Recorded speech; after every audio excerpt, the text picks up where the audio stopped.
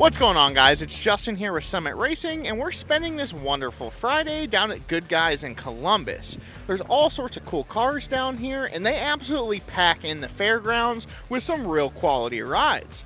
So we're going to spend the day walking around, checking out some cool cars, and, just enjoying this wonderful weather we're having. So come along as we explore this car show.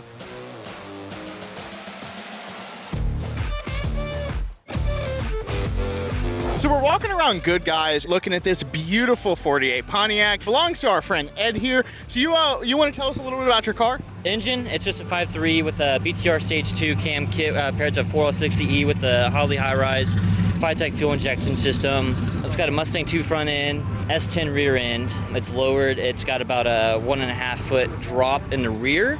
When I got the car, it was all rusted out, no floors or anything. The trunk was all gone, so I went ahead and tubbed it all, built all the new floors. I did all the metalwork myself. I think body-wise, it's practically finished on the exterior. So this thing was truly a project when you got it. Yeah.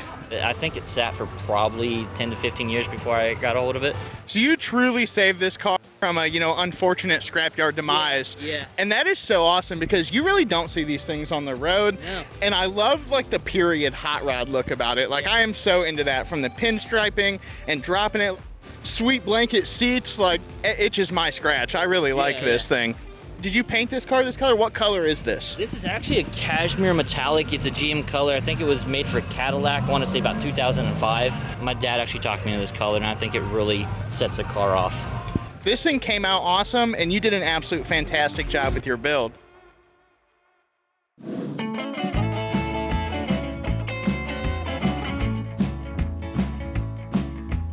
So we're just walking around the show, and I walked by this beautiful GM product over here, and I couldn't help but catch the awesome W head under the hood. And the only thing cooler than this car is the story it has. So we're here with our friend Dave, and he's going to talk to us a little bit about his Impala. Yeah, this is my grandparents' 64 Impala Super Sport, 409 340 horse. So we're actually with them the day they ordered the car. I've had it ever since. So that is so awesome. And you said you've made this thing a little more modern and ready for the road. You want to talk about some of the upgrades you did to this thing to, make it a little more user-friendly? Yeah. Obviously these old cars, they don't stop like new cars and they don't handle like new cars. So I did a full four-wheel disc brake conversion with slotted drilled rotors. Did a power disc brake system, had to build a vacuum pump because of the manifold vacuum, and also did coilovers, tunable QA1s all the way around, also 700 R4. It gets almost 20 miles to the gallon now, 72 mile an hour. It tacks right about 2,000 RPM, so it's a joy to drive. So that is awesome. So this thing stops like a modern automobile, gets good fuel economy, has overdrive and power brakes, and it has to ride like a cloud with coilovers. Probably 90% of what I got here. It's funny you're from Summit. Summit is my go-to. Well, we really appreciate that. I really appreciate you taking the time and talk to us about this car. This thing is absolutely beautiful, and I could just sit here and look at it for hours. Well, it needs paint, but it's old, and a lot of people say don't touch it, leave it alone, and a lot of people say paint it, but at this point, I'm probably going to leave it the way it is and just enjoy it.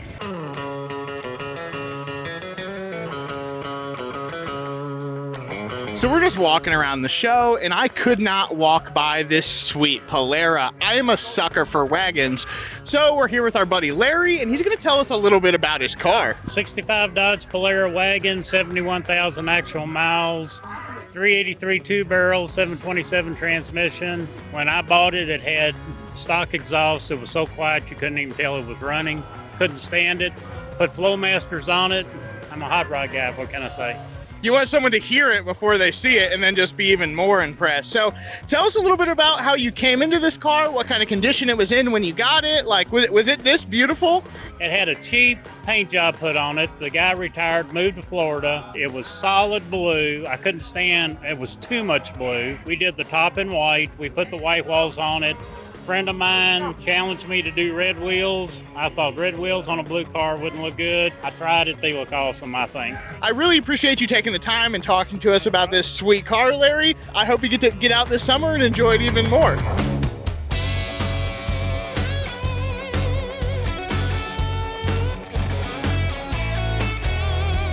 So we can never walk by this beautiful Camaro known as the Big Red Camaro, and I'm talking to Mark over here, and this thing is absolutely everything we love. It's a GM car, it's got a big block, and it's fast. So you kind of want to run us through what this car does? We take a lot of pride in one car doing anything we ask it to do.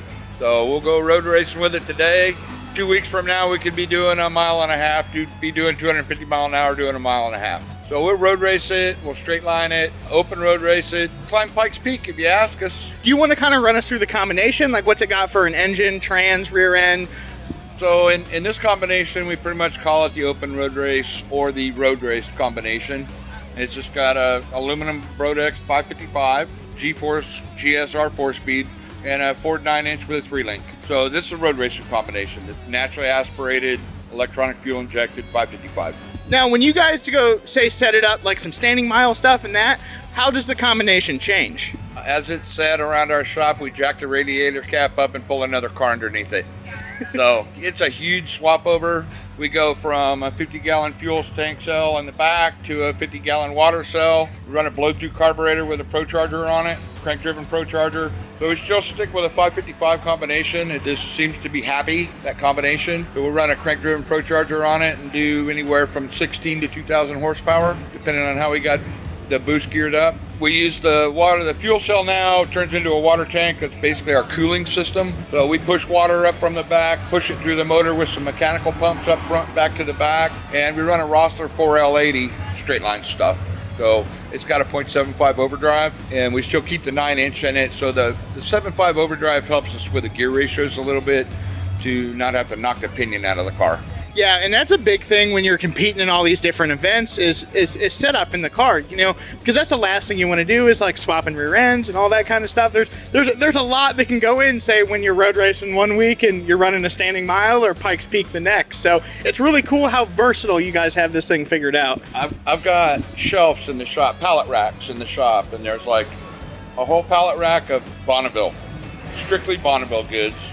There's another pallet rack full of strictly mile straight line stuff. And then there's another pallet rack of all of our road racing or open road race setup. So some of these parts from this pallet, some of these from this pallet, some of these from this pallet, sometimes all go together. And about 5 years ago, 6 years ago, the owner, Richard, RJ, said, you know, let's get this thing back east so that people back east can see it. So 5 or 6 years ago, we bring it back here to this show, and people literally walk up drooling over this thing and go, oh my God, I've been following this car since I was in high school. I still have the magazine on my wall, right? Say, oh, go ahead and touch it. Really? Yeah, touch it, you know? Yeah. So getting it back here, to let the people back here get their hands on it, really see it is pretty amazing. We can't wait to see where this thing goes next, because we absolutely love it. We've always got another trick in the bag somewhere.